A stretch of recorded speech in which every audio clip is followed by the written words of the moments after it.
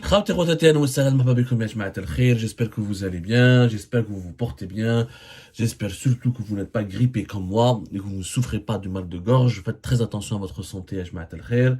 Azul filawan wa salam alaikum. Euh, il y a de cela 2 3 jours, la Banque africaine de développement, une institution très intéressante dans laquelle l'Algérie est l'un des membres les plus importants, a publié un rapport très important sur les perspectives et les performances macroéconomiques de l'Afrique. Ce rapport a été rendu public hier, le 16 février 2024. Nous sommes aujourd'hui le 17 février 2024.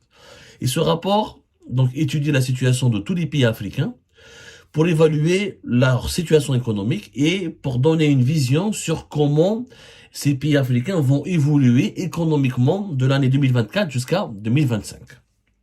C'est un rapport de conjoncture. Il fait presque 80 pages. Il étudie les performances économiques et financières des pays africains. Il dit comment vont évoluer ces pays. La Banque africaine de développement, c'est la principale banque ou la principale institution financière en Afrique. 54 pays africains sont membres de cette banque, plus 27 pays africains plus 27 pays qui sont pas africains, comme le Koweït, comme l'Argentine, comme la Belgique, comme le Canada, comme l'Inde, comme la Turquie, comme les Émirats, comme les États-Unis, comme la Corée, comme la France. Et eux, ils contribuent aussi à son financement. La Banque africaine de développement dispose de capitaux pratiquement 200 milliards de dollars.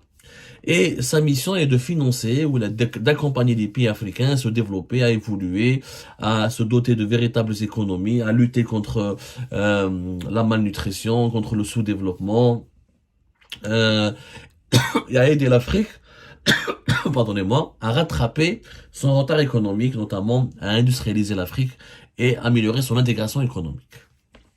Ce qui est intéressant dans ce rapport, parce que vous savez, moi j'aime bien comparer les préjugés de nos compatriotes, d'un certain nombre de nos compatriotes, à la réalité chiffrée et statistique, à la réalité palpable. Nos compatriotes, parce qu'ils sont bercés, manipulés par nos dirigeants, passent leur temps à croire nos dirigeants en leur faisant croire que nous sommes un pays qui est parmi les plus évolués économiquement sur le continent africain, parmi les plus riches, parmi les plus développés. Pour reprendre une certaine TikTokeuse, ou là une certaine Facebookeuse, ou là une certaine polémiste, l'Algérie ne devrait même pas être sur le continent africain. Rappelez-vous de ce qu'elle a dit durant la Coupe d'Afrique des Nations, la CAN 2024, la Côte d'Ivoire. L'Algérie, normalement, sa place, elle est entre le Portugal et l'Espagne. Voilà, ça va. Est-ce que l'Algérie s'en sort réellement beaucoup mieux économiquement que les autres pays du continent africain? Nous allons prendre 2 indicateurs. Qu'est-ce qui marque la puissance économique d'un pays où il a son développement économique? C'est la croissance économique, la croissance de son PIB, parce que c'est vrai, quand on prend le PIB de l'Algérie, officiellement l'Algérie c'est le 4e pays le plus riche du continent africain, après le Nigeria, l'Afrique du Sud et l'Égypte. Sauf que nous avons du pétrole et du gaz. Donc il est normal qu'avec le pétrole et le gaz que nous avons, on soit plus riche que les autres pays africains qui n'ont pas autant de pétrole et de gaz que nous. Mais le véritable indicateur aussi, c'est la croissance de ce PIB. C'est-à-dire, quel est le rythme d'augmentation de la richesse nationale qui est créée par l'Algérie. Et on va se baser aussi sur le taux de l'inflation. Parce qu'un pays où l'inflation elle est élevée, c'est un pays où la population vit mal. Parce que les salaires ne sont pas suffisants pour acheter les biens et les services de première nécessité. Quand l'inflation elle est plus faible, c'est un pays où l'on vit bien. Puisqu'on peut se permettre avec son salaire d'acheter et de consommer les biens de consommation les plus accessibles et de première nécessité. Notons la croissance économique du PIB, qui est la croissance économique réelle. C'est-à-dire que on évalue la croissance économique d'un pays à le pourcentage d'évolution de sa création, de sa richesse nationale par l'année. L'Algérie, selon le dernier rapport de la Banque africaine de développement, dont le siège se trouve à Abidjan, d'ailleurs, juste pour l'information, pour rappeler les souvenirs ivoiriens de notre TikTokeuse nationale, raciste nationale, qui croit que l'Algérie devrait être située entre l'Espagne et le Portugal. Il faut savoir que le PIB de l'Algérie, la croissance économique de l'Algérie réelle, elle sera de 3,9% entre 2024 et 2025, selon la Banque africaine de développement. 3,9%. Est-ce que l'Algérie a une meilleure croissance économique que les autres pays africains? Pas du tout. Au contraire, elle a une croissance économique très faible par rapport à de nombreux pays africains. Je donne l'exemple, en Côte d'Ivoire, par exemple, qui a organisé récemment la Coupe d'Afrique, J'ai le rapport sous mes yeux. باش نشوفوا باش تفهموا مليح. كي ناخذوا par exemple alors l'Algérie 3,9%, le Bénin c'est un pays beaucoup plus petit que il a un taux de croissance économique de son PIB de 6,2, le Botswana 4,3, le Burundi 5,9, le Cap-Vert 4,5, le Congo Kinshasa 5%, la Côte d'Ivoire 6,7%, elle est pratiquement le double de l'Algérie qui est à 3,9%, 6,7 quand même. L'Éthiopie, qui vient de rejoindre le club des BRICS depuis août 2023, elle va avoir un taux de croissance économique de son PIB de 6,7% entre 2024 et 2025. La Gambie 6,2%. Kenya 5,4%. Libéria 5,9%. La Libye 7%. Le Mali 5%. Le Maroc, comme l'Algérie, 3,7, l'Algérie 3,9, le Maroc 3,7, pratiquement la même chose. Mauritanie 5,4, Niger 8,6, l'Ouganda 6,5, le Sénégal, malgré la crise politique, terreur, etc., elle a des potentialités pour réaliser un taux de croissance économique de 7,5, la Tanzanie 6,1, Togo 6,2, l'Algérie fait mieux, elle fait comme le Maroc, elle fait comme le Zimbabwe, 3,6, elle fait mieux que les Lesotho, 2,6, elle fait comme l'Égypte, 3,9%, elle fait mieux que l'Érythrée, 3%, elle fait mieux que la Tunisie, qui a un taux de croissance de son PIB, de sa richesse nationale annuellement créée de 2,6%, mais la majorité des pays, des autres pays africains, font beaucoup mieux que nous. On fait mieux que l'Afrique du Sud, qui est en crise, 1,3%, parce que l'Afrique du Sud connaît une crise structurelle depuis le Covid-19, mais ça reste un pays plus riche que l'Algérie. Mais les autres pays moins riches que l'Algérie, ils ont tous une croissance économique supérieure à la nôtre. Ça veut dire que ces pays, même s'ils sont moins riches que nous, ils sont en train de créer un rythme de le rythme de leur création de richesse, il est beaucoup plus important, beaucoup plus élevé que chez nous. Ça veut dire que leurs pays sont plus dynamiques économiquement parlant. Ça veut dire qu'ils sont en train de rattraper le retard de richesse qu'ils ont par rapport à l'Algérie. Et que s'ils continuent comme ça, des pays comme la Côte d'Ivoire, comme l'Éthiopie, comme la Tanzanie, ils ont pratiquement une croissance économique qui est le double de leur croissance économique de l'Algérie. Dans pratiquement 10 ans, ils risquent d'avoir les Ivoiriens, les Éthiopiens, les Tanzaniens, ils risquent d'avoir le même niveau de développement économique, c'est-à-dire ils risquent d'avoir le même niveau de richesse que nous. C'est pas moi qui le dis, c'est la Banque africaine de développement. Donc, quand j'entends certains Algériens et Algériennes mépriser, narguer le continent africain, il faut savoir que par rapport à beaucoup de pays africains, nous sommes en retard et nous sommes beaucoup moins dynamiques.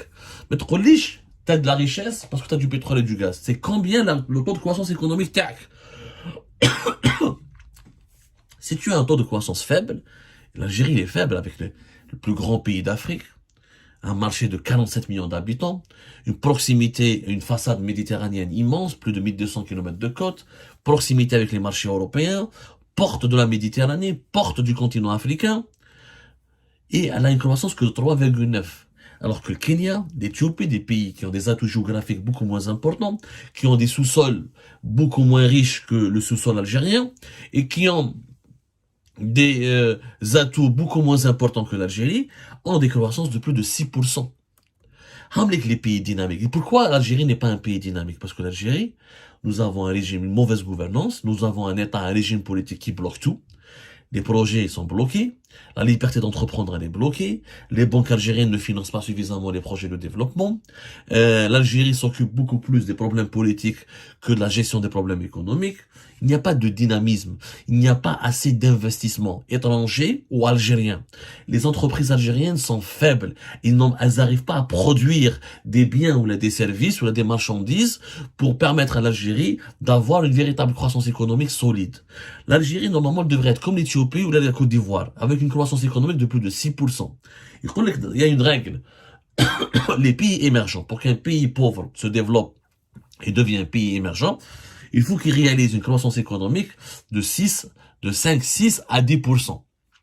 Chaque année pendant une période de 10-15 ans. Et là, il va s'enrichir, il va devenir un pays sur la voie du développement. C'est le cas de l'Éthiopie, c'est le cas de la Côte d'Ivoire, c'est le cas des autres pays qui sont devenus puissances émergentes comme la Turquie, comme l'Afrique du Sud auparavant, comme le Brésil, etc. Ce qui est important, c'est pas ce que tu as comme richesse. Parce que la richesse de l'Algérie, c'est le sous-sol. Alors, ben, t'en as plus de pétrole et de gaz que le Kenya, que la Tanzanie, que la Côte d'Ivoire, que l'Éthiopie, etc. Mais si, le plus important, c'est combien de richesses nous créons par année. Quel est le taux de création de ces richesses? Combien on a fait évoluer notre richesse nationale? Et là, nous sommes très en retard par rapport à beaucoup de pays. Même la Libye, qui est en guerre, qui est instable, et qui n'a pas encore des institutions solides, et qui n'est pas un pays encore uni, a un taux de croissance économique 2 fois supérieur à l'Algérie, 7%.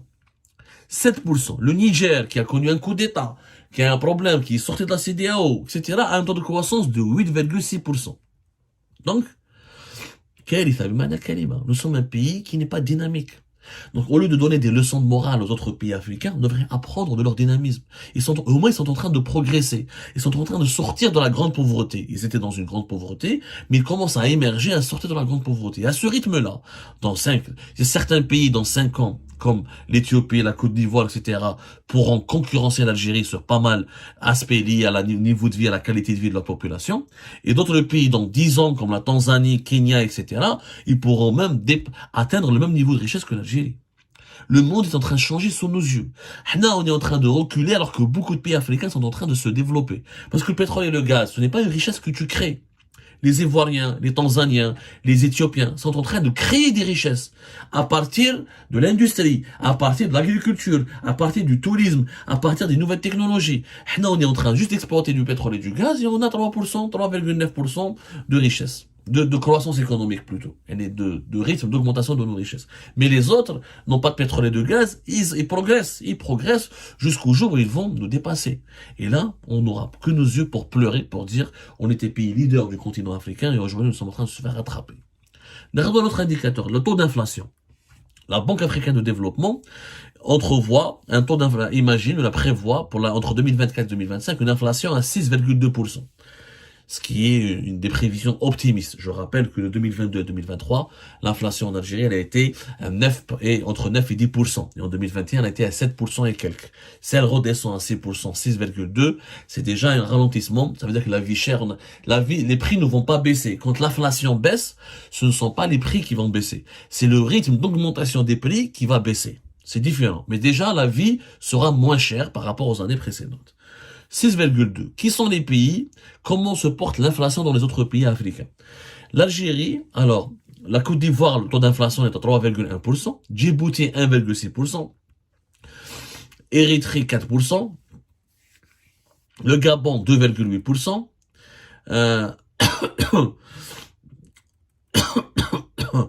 la Libye 2,7%, le Mali 2,6%, au Maroc l'inflation est moins importante qu'en Algérie 4,6%, la Namibie 4,6%, Nigeria 3,3%, Sénégal 3% malgré la crise politique, Tanzanie 3,7%, la Tunisie c'est plus que l'inflation, elle est plus grave que l'Algérie 7,5%. Finalement, les pays économiquement qui sont dynamiques comme la Côte d'Ivoire, comme le Rwanda, comme l'Éthiopie, attendez, laissez-moi vérifier, l'Éthiopie. L'Algérie dépasse les pays où l'inflation est plus grave que l'Algérie. Vous avez l'Angola, 19,3%. l'Égypte qui souffre d'un grand taux d'inflation énorme, qui sera de 27%, presque 28%. L'Éthiopie, 18,4%.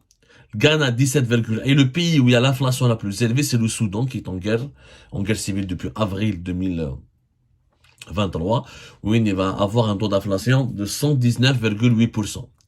C'est quand même très énorme. Le Zimbabwe, qui connaît une crise politique depuis pratiquement 10 ans maintenant, avec les mauvais choix du régime Mugabe, avec un taux d'inflation de 16,4%. Donc, même au niveau de l'inflation, beaucoup de pays africains font mieux que l'Algérie. Et dans beaucoup de pays africains, la vie est beaucoup moins chère et les prix l'évolution des prix des principaux produits à la consommation, cette évolution n'est plus contrôlable. Donc, sur le plan économique, les chiffres sont là. Le dernier rapport sur les perspectives, sur les indicateurs macroéconomiques des pays africains le démontre. Entre 2024 et 2025, l'Algérie n'est pas un pays dynamique. Il ne fait pas du tout partie des pays les plus dynamiques sur le continent africain, comme il ne fait pas partie des pays où l'inflation sera le plus faible sur le continent africain. Donc, nous avons beaucoup de choses à apprendre. Nous avons beaucoup de leçons à tirer de l'expérience des autres pays africains qui évoluent économiquement plus rapidement et plus efficacement que nous, parce que là-bas, il y a des investissements. C'est des pays plus ouverts, les investisseurs étrangers peuvent s'installer plus rapidement, l'investissement privé est mieux protégé, plus encouragé qu'en Algérie, il y a une meilleure liberté d'entreprendre, il y a beaucoup moins de complications administratives, beaucoup moins de corruption que l'Algérie, beaucoup moins de contraintes politiques, plus de stabilité politique. Et surtout, il y a des dirigeants dans beaucoup de pays africains, l'Éthiopie, la Côte d'Ivoire, le Ghana, la Namibie, le Botswana, le Kenya, la Tanzanie, l'Ouganda, le Rwanda, qui ont des programmes de développement axés sur des ambitions et sur des mesures très concrètes. Ils ont bien compris les faiblesses de leur pays, ils ont identifié les points forts, ils attirent les investissements dans les points forts pour développer leur pays et sortir leur population de la grande pauvreté. Dans 5-10 ans, ces pays-là vont nous dépasser. Et nous, on est en train de reculer parce qu'on n'exploite pas nos immenses potentiels. Un pays de la taille de l'Algérie, avec tous les atouts de l'Algérie, avec les atouts naturels et humains, normalement, nous avons au bas mot une croissance économique de 7 à 6%. Au bas mot. Mais comme nous avons des dirigeants vieux, très archaïques, qui n'ont pas de programme, qui n'ont pas de vision sérieuse et ambitieuse pour l'avenir du pays, on se retrouve à la traîne concernant la croissance économique sur le continent africain.